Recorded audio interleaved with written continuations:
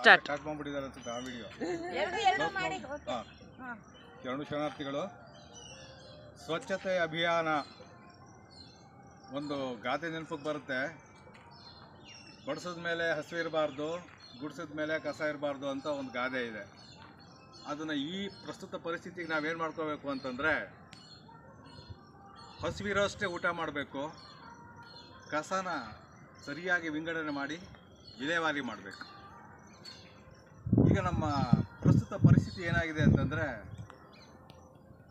ಸ್ವಚ್ಛತೆ ನೋಡಿ, ಮಹಾತ್ಮ ಗಾಂಧೀಜಿಯವರು ಅಹಿಂಸೆ ಮತ್ತು ಸ್ವಚ್ಛತೆ ಬಗ್ಗೆ ಬಹಳ ಹಿಂದಿನಿಂದಲೂ ಬಹಳ ಪ್ರಾಮುಖ್ಯತೆಯನ್ನು ಕೊಟ್ಟು ಬಂದವರು. ಆದರೆ ನಾವು 1947ರಿಂದ ಇಲ್ಲಿವರೆಗೂ 2024ವರೆಗೂ ಜನಸಂಖ್ಯೆನ ಏರಿಸ್ತಾ ಹೋಗ್ತಾ ಇದ್ದೀವಿ. ಎಲ್ಲವನ್ನೂ ನಾವು ವೃದ್ಧಿ ಮಾಡ್ಕೊಂಡು ಹೋಗ್ತಾ ಇದ್ದೀವಿ. ಹಾಗೆ ಕಸನೂ ಕೂಡ ಟನ್ಗಟ್ಟಲೆ ನಾವು ಹೆಚ್ಚಿಸ್ತಾ ಹೋಗ್ತಾ ಇದ್ದೀವಿ. ಮೈಸೂರಿನ ಪಾಪ್ಯುಲೇಷನ್ ಇವತ್ತಿನ ಪ್ರಕಾರ 13,16,000 ಜನ ಇದ್ದಾರೆ. 65 ವಾರ್ಡ್ಗಳಿದೆ. ಪ್ರತಿ ದಿನಕ್ಕೆ 405 ಟನ್ ಕಸನ ಉತ್ಪತ್ತಿ ಮಾಡ್ತಾ ಇದ್ದಾರೆ. ನಮ್ಮ ಮೈಸೂರಿನ ಮಹಾನಗರ ಪಾಲಿಕೆಯವರು ಪ್ರತಿದಿನ ಬೀದಿಗೂ ಮೈಕ್ ಹಾಕ್ಕೊಂಡು ಬರ್ತಾರೆ. ಹಸಿ ಕಸ, ಒಣ ಕಸ, ಮಿಶ್ರ ಕಸವನ್ನು ಬೇರೆ ಬೇರೆ ಮಾಡಿ ಅದನ್ನು ಸರಿಯಾಗಿ ವಿಂಗಡಿಸ್ಕೊಡಿ, ಇದರಿಂದ ನಮಗೆ ಭಾಳ ಹಾನಿಯಾಗುತ್ತೆ ಅಂತ.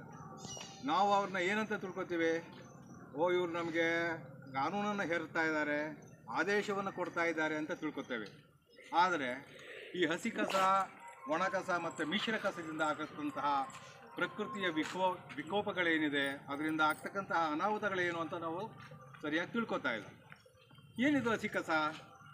ನೋಡಿ, ಮಣ್ಣಲ್ಲಿ ಸುಲಭವಾಗಿ ಕರಗುವಂತಹ ಕಸ ಅದು.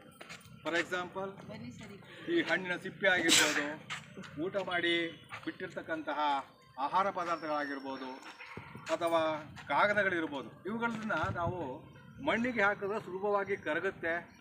ಗಾಳಿಗೆ ಅದು ಬೆರೆಯದೆ, ಕೊಳೆಯದೆ ಅದು ಗೊಬ್ಬರ ಆಗುತ್ತೆ.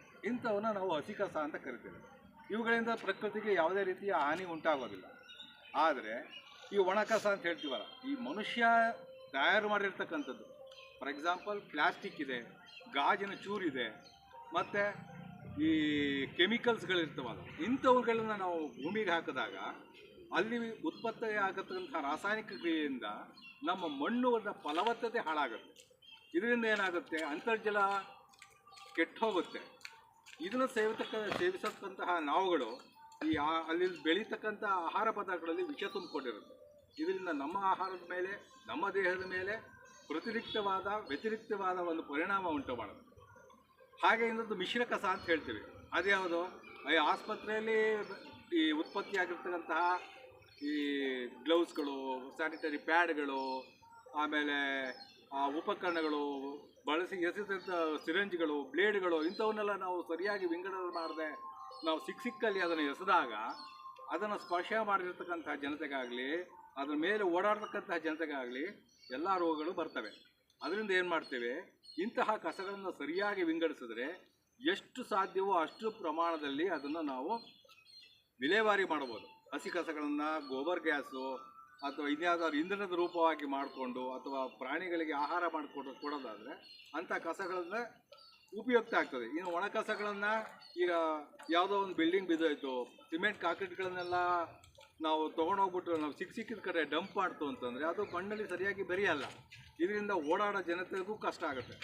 ಈಗ ನಾವೇನು ಮಾಡ್ತೀವಿ, ಪ್ಲ್ಯಾಸ್ಟಿಕ್ಕಲ್ಲಿ ಅದನ್ನು ಸುತ್ತಿ ಅದನ್ನು ಮನಸೋ ಇಚ್ಛೆ ತೆಗೆದು ಎಸ್ಬಿಡ್ತೀವಿ.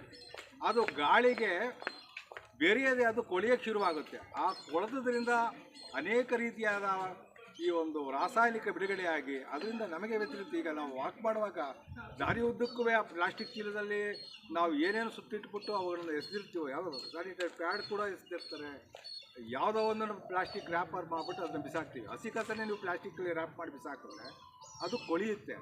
ಅದು ಕೊಳೆತಾಗ ಅದು ಉತ್ಪತ್ತಿ ಮಾಡ್ತಕ್ಕಂತಹ ವಾಸನೆ ಆಗಲಿ ಅಥವಾ ರಾಸಾಯನಿಕವಾಗಲಿ ಅದು ಮಣ್ಣಿಗೆ ಬೆರೆತು ಅಥವಾ ಅಲ್ಲಿ ಓಡಾಡೋ ಜನಗಳಿಗೆ ವ್ಯತಿರಿಕ್ತವಾದ ಪರಿಣಾಮ ಬೀರುತ್ತೆ. ಅದರಿಂದ ನಾವು ಪ್ರತಿಯೊಬ್ಬರೂ ಸರ್ಕಾರ ಮಾಡಲಿ ಈ ಸ್ವಚ್ಛತೆಯನ್ನು, ಅಥವಾ ಯಾವುದೋ ಒಂದು ಈ ಕಾರ್ಪೊರೇಷನ್ ಮಾಡಲಿ ಅಂತ ಕೂತ್ಕೋಬಾರ್ದು. ನಾವುಗಳೆಲ್ಲ ಇವತ್ತು ನಾವು ದಿನ ಒಂದು ಪ್ರತಿಜ್ಞೆಯನ್ನು ಕೈಗೊಳ್ಳಬೇಕಾಗತ್ತೆ. ಪ್ರತಿಯೊಬ್ಬರೂ ಸಹ ಈ ಕಸಗಳನ್ನು ಸರಿಯಾಗಿ ವಿಂಗಡಣೆ ಮಾಡಿ ನಮ್ಮ ಮನೆ ಬಾಗಿಲಿಗೆ ಬರ್ತಕ್ಕಂತಹ ಪೌರ ಕಾರ್ಯಕ್ರಮಗಳಿಗೆ ನಾವು ನೀಡೋಣ. ಅಷ್ಟೇ ಅಲ್ಲದೆ ನಮ್ಮ ಪಾರ್ಕನ್ನು, ನಮ್ಮ ಬೀದಿಯನ್ನು ಎಲ್ಲವನ್ನು ಸ್ವಚ್ಛವಾಗಿ ಇಟ್ಕೊಳ್ಳೋಣ ಅಂತ ನಾವು ಇವತ್ತಿನ ದಿವಸ ಪ್ರತಿಜ್ಞೆ ಮಾಡೋದ್ರ ಮೂಲಕ ಈ ಗಾಂಧಿ ಜಯಂತಿಯನ್ನು ನಾವು ಯಶಸ್ವಿಗೊಳಿಸೋಣ. ಎಲ್ಲ ಸರ್ವೇ ಜನೋ ಸುಖಿನೋ ಭವಂತು. ಶರಣಾರ್ಥಿಗಳು.